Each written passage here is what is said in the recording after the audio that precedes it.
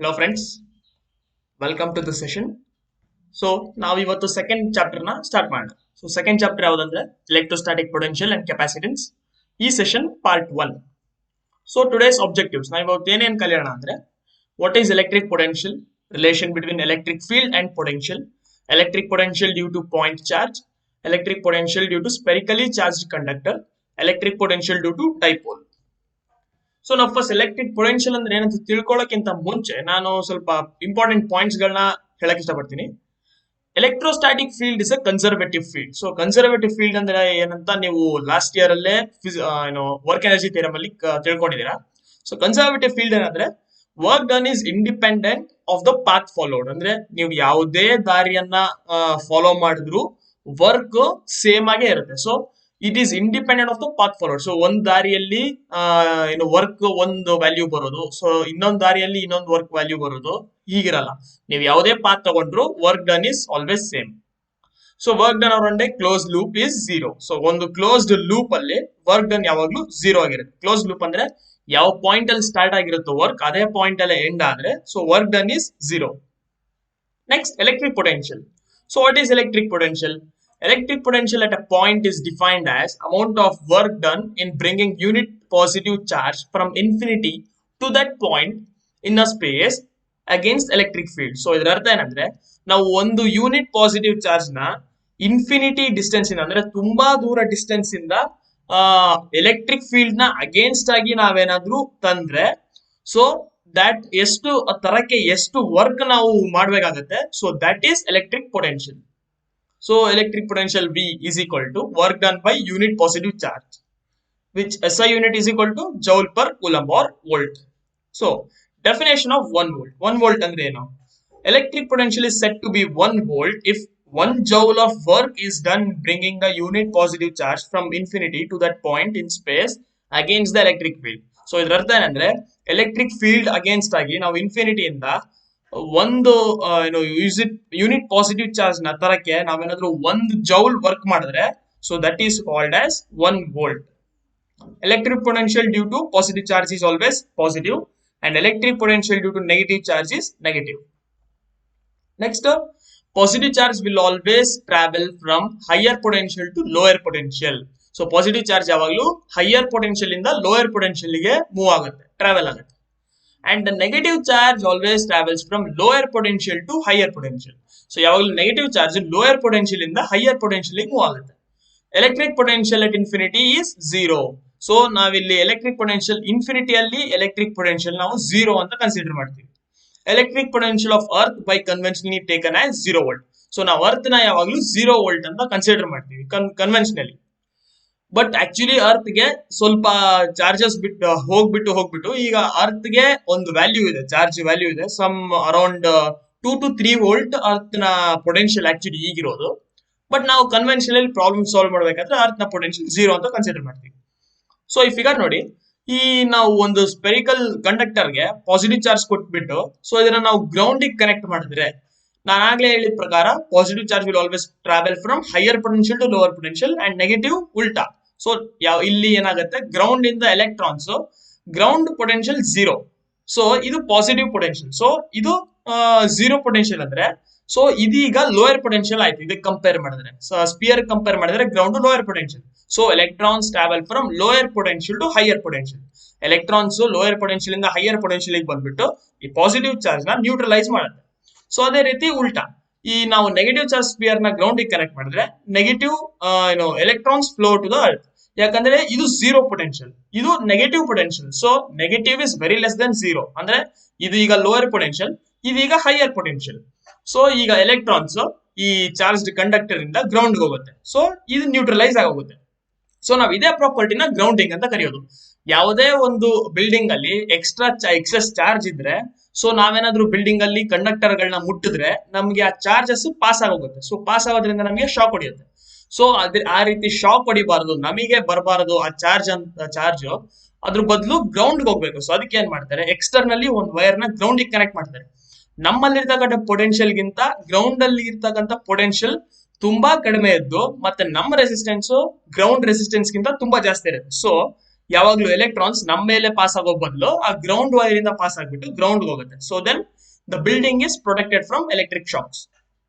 Potential as such is meaningless, which is what is important is potential difference. In order to find the potential difference, we define potential. So potential ಬರೀ ನಾವು potential ಈ point ಅಲ್ಲಿ potential ಇದೆ, ಈ point ಅಲ್ಲಿ potential ಇದೆ ಅಂದ್ರೆ ಅದಕ್ಕೆ ಏನು ಮೀನಿಂಗ್ ಇರಲ್ಲ, ನಾವು ಅದರಿಂದ ಏನು ಕ್ಯಾಲ್ಕುಲೇಟ್ ಮಾಡೋಕ್ಕಾಗಲ್ಲ. ಸೊ ನಮ್ಗೆ ಏನ್ ಇಲ್ಲಿ ಇಂಪಾರ್ಟೆಂಟ್ ಬೀಳೋದಂದ್ರೆ ಆ ಎರಡು ಪೊಟೆನ್ಶಿಯಲ್ ನ ಡಿಫ್ರೆನ್ಸ್. ಸೊ ಎರಡು ಪೊಟೆನ್ಶಿಯಲ್ ನ ಡಿಫ್ರೆನ್ಸ್ ಕಂಡುಹಿಡಿಯೋಕ್ಕೋಸ್ಕರ ನಾವು ಪೊಟೆನ್ಶಿಯಲ್ ಅಟ್ಟೆ ಪಾಯಿಂಟ್ ನ ಡಿಫೈನ್ ಮಾಡ್ತೀವಿ. ಪಾಯಿಂಟ್ ಅಲ್ಲಿ ಇರ್ತಕ್ಕಂಥ ಪೊಟೆನ್ಶಿಯಲ್ ನ ಕಂಡುಹಿಡಿದ್ಬಿಟ್ಟು ಅದ್ರ ಡಿಫ್ರೆನ್ಸ್ ಕಂಡುಹಿಡಿದು ನಾವು ಅದನ್ನ ನೆಕ್ಸ್ಟ್ ಕ್ಯಾಲ್ಕುಲೇಷನ್ಸ್ ಗೆ ಯೂಸ್ ಮಾಡ್ತೀವಿ. Next, relation between electric field and potential. So electric field ಮತ್ತೆ ಪೊಟೆನ್ಶಿಯಲ್ ನಡುವೆ ರಿಲೇಷನ್ ಏನಿದೆ? Let's consider a point charge positive q and let us calculate the work done in moving a charge along the path from infinity to point p. So ನಾವು ಈ charge Q, ಒಂದು point charge ಅಂದ್ರೆ ಒಂದು coulomb charge ನ ಇನ್ಫಿನಿಟಿಯಿಂದ ಈ positive charge q ತನಕ ನಾವು ತಗೊಂಬರೋಣ. Opposite to electric field. Opposite electric field ಯಾಕಂದ್ರೆ ಇದು ಪಾಸಿಟಿವ್ ಚಾರ್ಜ್ ಇರೋದ್ರಿಂದ ಇಲ್ಲಿಂದ ಎಲೆಕ್ಟ್ರಿಕ್ ಫೀಲ್ಡ್ ಈ ಡೈರೆಕ್ಷನ್, ರೈಟ್ ಸೈಡ್ ಡೈರೆಕ್ಷನ್ ಬರ್ತಾ ಇದೆ. ಬಟ್ ನಾವೇನ್ ಮಾಡ್ತಾ ಇದೀವಿ, ಇದೇ ಪಾಸಿಟಿವ್ ಒಂದ್ ಕೂಲಮ್ ಚಾರ್ಜ್ ನ ಇದ್ರ ಅಪೋಸಿಟ್ ಆಗಿ ತಗೊಂಡ್ ಬರ್ತಾ ಇದೀವಿ. ಸೊ ವರ್ಕ್ ಡನ್ ಇಲ್ಲಿಂದ ಈ ಪಾಯಿಂಟ್ ತರಕ್ಕೆ, ಇನ್ಫಿನಿಟಿಯಿಂದ ಈ ಪಾಯಿಂಟ್ ತರಕ್ಕೆ ವರ್ಕ್ ಡನ್ ಎಷ್ಟು ಆಗತ್ತೆ, ಎಷ್ಟು ವರ್ಕ್ ನಾವು ಮಾಡ್ಬೇಕಾಗತ್ತೆ ಅಂದ್ರೆ, ಸೊ ಇಲ್ಲಿ ನಾವು ಪ್ಲಸ್ ಕ್ಯೂನ 0.0 ಪೊಸಿಷನ್ ಅಲ್ಲಿ ಇಟ್ಬಿಟ್ಟು ಈ ಎರಡು ನಡುವೆ ಇರತಕ್ಕಂಥ ಡಿಸ್ಟೆನ್ಸ್ ಆರ್ ಮತ್ತೆ ಈ ಡಿ ಆರ್ ಅಂದ್ರೆ ಇಲ್ಲಿಂದ ಇಲ್ಲಿಗೆ ಸಣ್ಣ ಡಿಸ್ಟೆನ್ಸ್ ತರಕ್ಕೆ. So D R is equal to minus D X. Negative D X ಯಾಕಂದ್ರೆ ನಾವು ನೆಗೆಟಿವ್ ಆಕ್ಸಿಸ್ ಸೈಡ್ ಬರ್ತಾ ಇದೀವಿ. So D W is equal to F dot D R, ಇದು ನಮಗೆ ಗೊತ್ತಿರೋದೆ. ಸೊ ಡಿ ಆರ್ ಅಂದ್ರೆ ನೆಗೆಟಿವ್ ಡಿ ಎಕ್ಸ್. ಸೊ ಇಲ್ಲಿ substitute ಮಾಡೋಣ. F is equal to Q into E, ಇದು ಕೂಡ ಫಾರ್ಮುಲಾ ನಮಗೆ ಗೊತ್ತಿರೋದು ಎಲೆಕ್ಟ್ರಿಕ್ ಫೀಲ್ಡ್ ಚಾಪ್ಟರ್ ಇಂದ ಈ ನಮಗೆ ಗೊತ್ತಾಗೋದು. F is equal to Q into E. Q ಅಂದ್ರೆ it is unit positive charge, so 1 into E. So force will be is equal to electric field. So ನಾವು next d W is equal to d B. So ಇದನ್ನ ಹೇಗೆ ಬರ್ಕೊಂಡೆ ಅಂದ್ರೆ, ಇಲ್ಲಿ force ಇರೋ ಜಾಗದಲ್ಲಿ ನಾವು ಎಲೆಕ್ಟ್ರಿಕ್ ಫೀಲ್ಡ್ ನ ಸಬ್ಸ್ಟಿಟ್ಯೂಟ್ ಮಾಡಿದ್ರೆ so D W is equal to d B ಬರುತ್ತೆ. ಸೊ ಡಿ ವಿ ಅಂದ್ರೇನು? ಸೊ ಇಲ್ಲಿ ನಾವು ಕ್ಯಾಲ್ಕುಲೇಟ್ ಮಾಡೋ ಪ್ರಕಾರ ಡಿ ವಿ ಅಂದ್ರೆ ಎಫ್ ಇಂಟು ಡಿ ಎಕ್ಸ್ ಅಂದ್ರೆ E into D X. So D V is equal to minus E D X. ನಾವು ಇದನ್ನ ಕೆಳಗೆ ತಂದ್ರೆ E is equal to minus D V by D X. So ಇದರಿಂದ ನಮ್ಗೆ ಏನ್ ಗೊತ್ತಾಗತ್ತೆ ಅಂದ್ರೆ, electric field is always pointed in the direction of decreasing electric potential. ನೋಡಿ, ನೆಗೆಟಿವ್ ಸೈನ್ ಇರೋದ್ರಿಂದ ಎಲೆಕ್ಟ್ರಿಕ್ ಫೀಲ್ಡ್ ಯಾವತ್ತು ಡಿಕ್ರೀಸಿಂಗ್ ಎಲೆಕ್ಟ್ರಿಕ್ ಪೊಟೆನ್ಶಿಯಲ್ ಕಡೆನೇ ಇರುತ್ತೆ. ಸೊ ಇದು ಹೈಯರ್ ಪೊಟೆನ್ಶಿಯಲ್, ಇದು ಲೋಯರ್ ಪೊಟೆನ್ಶಿಯಲ್. ನಾವು ಇಲ್ಲಿಂದ ನೋಡಬಹುದು, ಇದು ಪ್ಲಸ್ ಕ್ಯೂ ಅಂದ್ರೆ ಈ ಪಾಯಿಂಟ್ ಚಾರ್ಜ್ ಗಿಂತ ಇದು ಜಾಸ್ತಿ ಚಾರ್ಜ್ ಇರುತ್ತೆ. ಸೊ ಇದು ಹೈಯರ್ ಪೊಟೆನ್ಶಿಯಲ್, ಇದು lower potential. So electric field is directed towards lower potential. So next concept, electric potential due to point charge. So point charge ಇಂದ ಎಲೆಕ್ಟ್ರಿಕ್ ಪೊಟೆನ್ಶಿಯಲ್ ಎಷ್ಟಿರುತ್ತೆ? Let's consider a unit positive charge q and let us find the work done in moving the positive charge from infinity to point p. So last ಮಾಡಿದ method, same method ನ use ಮಾಡ್ತಾ ಇದೀವಿ. So dw is equal to f dot dr, dw is equal to f dr, theta is equal to 0. ಯಾಕಂದ್ರೆ ಈ ಎರಡು F ಅಂದ್ರೆ force vector. So force vector ಇದೇ direction ಅಲ್ಲಿ ಇದೆ. ಅಂಡ್ ಡಿ ಆರ್, ಸೊ ಈ ಡಿಸ್ಟೆನ್ಸ್ ಸೇಮ್ ಡೈರೆಕ್ಷನ್ ಇರೋದ್ರಿಂದ angle theta is equal to 0. So cos 0 is equal to 1. F dot D R ಅಂದ್ರೆ ನಾವು F D R cos theta ಅಂತ ಬರೆಯಬಹುದು. Cos theta ಜಾಗದಲ್ಲಿ 0 ಆಗಿದೆ. Cos theta will be equal to 1. So F into D R ಅಲ್ಲಿ minus D X which is equal to minus F d X. So force ಅಂದ್ರೆ 1/4πε0 q into ಈ small q value 1 divided by x square, ಇಲ್ಲಿಂದ ಈ charge ಗೆ distance. So D W is equal to minus 1/4πε0 d by x square into D X.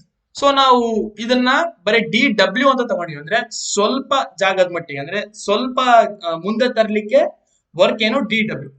So ನಾವು ಪೂರ್ತಿ ಇನ್ಫಿನಿಟಿಯಿಂದ point ತರಕ್ಕೆ ಎಷ್ಟು work ಮಾಡ್ಬೇಕಂದ್ರೆ ಅದನ್ನ ಇಂಟಿಗ್ರೇಟ್ ಮಾಡಿದ್ರೆ ನಮಗೆ from infinity to that point r, ಇನ್ಫಿನಿಟಿಯಿಂದ ಇಲ್ಲಿಗೆ ಬರಕ್ಕೆ.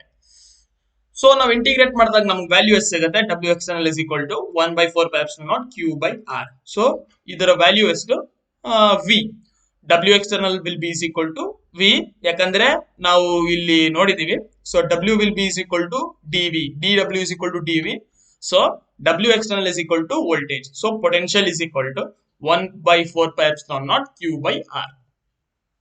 So next, electric potential due to spherically charged conductor. Spherically charged conductor ಇಂದ electric potential ಎಷ್ಟಿರುತ್ತೆ? ಸೊ ನಾವು 3 ಪಾಯಿಂಟ್ ನ ಕನ್ಸಿಡರ್ ಮಾಡಿದ್ವಿ. ಒಂದು ಫಸ್ಟ್ ಕೇಸ್ ಅಲ್ಲಿ ಪಾಯಿಂಟ್ ಪಿ ಹೊರಗಡೆ ಶೆಲ್ ಇಂದ, ಸೊ ಪಾಯಿಂಟ್ ಇನ್ನೊಂದು ಪಿ ಒಳಗಡೆ ಆ ಸ್ಪೆರಿಕಲ್ ಸ್ಪಿಯರ್ ಇಂದ, ಸೊ ಇನ್ನೊಂದು point exact on the surface. So ಇದ್ರ ಮೇಲೆ ಚಾರ್ಜ್ ಕ್ಯೂ ಇರುತ್ತೆ and radius capital R. So ಹೊರಗಡೆ ಎಲೆಕ್ಟ್ರಿಕ್ ಫೀಲ್ಡ್ ಏನಿರುತ್ತೆ, ಸೊ ಲಾಸ್ಟ್ ಚಾಪ್ಟರ್ ಅಲ್ಲಿ ನಾವು ಡಿರೈವ್ ಮಾಡಿದ್ವಿ, E is equal to 1/4πε0 q by r square.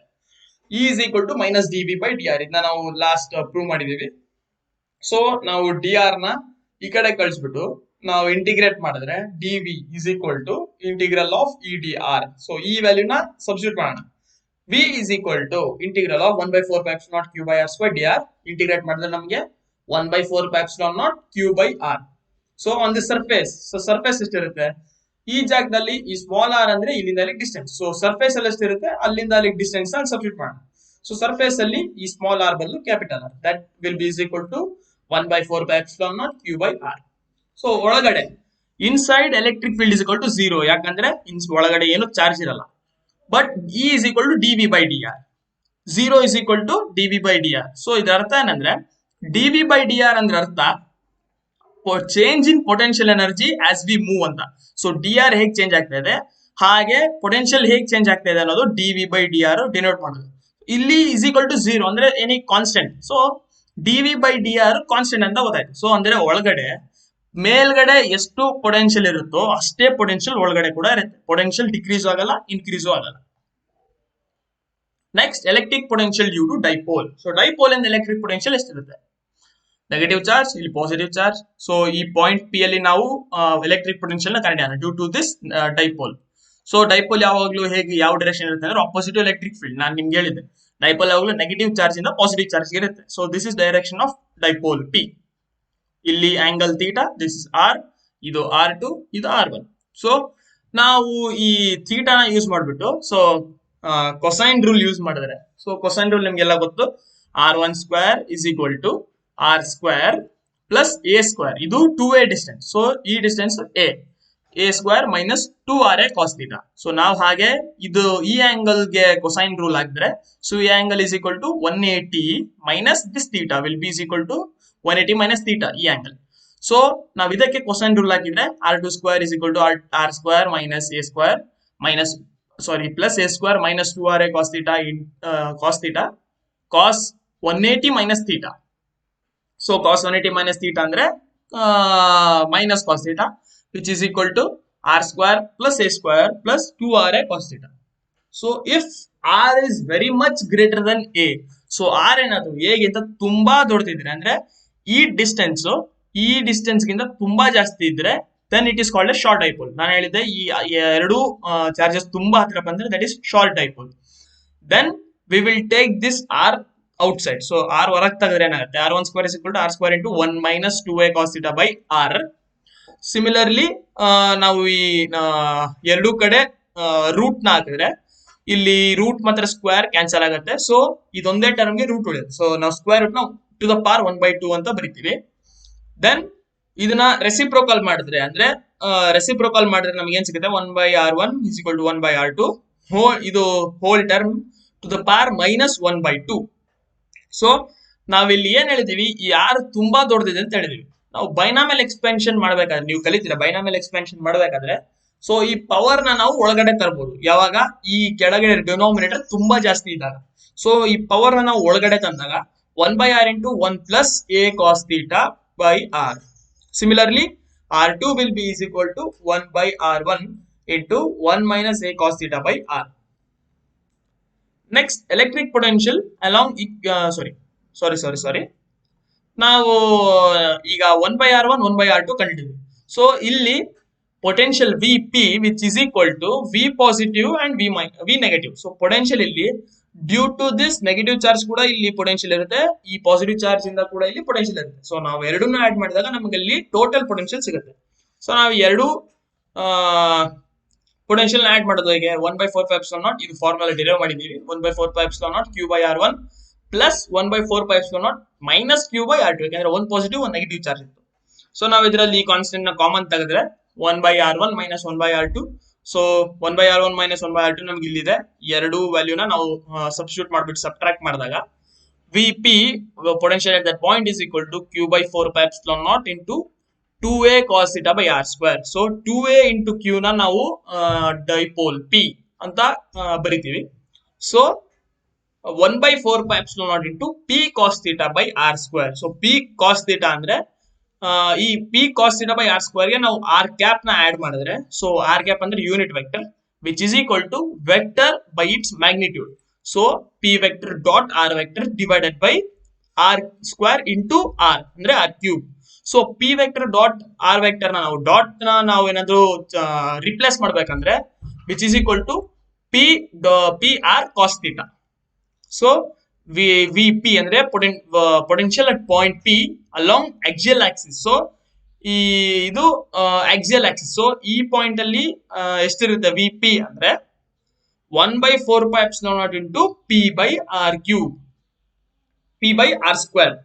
ಅದೇ ನಾವೇನಾದ್ರೂ ಈಕ್ವಿಟೋರಿಯಲ್ ಆಕ್ಸಿಸ್ ಅಲ್ಲಿ ಈಕ್ವಿಟೋರಿಯಲ್ ಪಾಯಿಂಟ್ ಅಲ್ಲಿ ನಾವು ಎಲೆಕ್ಟ್ರಿಕ್ ಪೊಟೆನ್ಶಿಯಲ್ ನ ಕಂಡುಹಿಡಿಬೇಕಂದ್ರೆ, ಸೊ ಈ ಥೀಟಾ ಪರ್ಪೆಂಡಿಕ್ಯುಲರ್ ಆಗಿರೋದ್ರಿಂದ theta will be is equal to 90 degree. So cos theta ಅಲ್ಲಿ ನಾವು ಥೀಟಾ 90 ಡಿಗ್ರಿ ಸಬ್ಸ್ಟಿಟ್ಯೂಟ್ ಮಾಡಿದ್ರೆ cos 90 will be 0. So potential electric potential at equatorial axis is 0. So electric potential ಬರೇ ನಮ್ಗೆ equatorial Axis ಮತ್ತೆ ಈ ಏನೋ axial Axis ನಡುವೆ ಸಿಗುತ್ತೆ. ಈಕ್ವಿಟೋರಿಯಲ್ ಆಕ್ಸಿಸ್ ಅಲ್ಲಿ ಎಕ್ಸಾಕ್ಟ್ 0 ಆಗುತ್ತೆ. ಸೊ ಗೈಸ್, ಇವತ್ತು ನಾವು ಸೆಷನ್ ನ ಎಂಡ್ ಮಾಡೋಣ. Thank you. ನಾನು ನೆಕ್ಸ್ಟ್ ಸೆಷನ್ ಅಲ್ಲಿ ನೆಕ್ಸ್ಟ್ ಕಾನ್ಸೆಪ್ಟ್ ಕಂಟಿನ್ಯೂ ಮಾಡ್ತೀನಿ.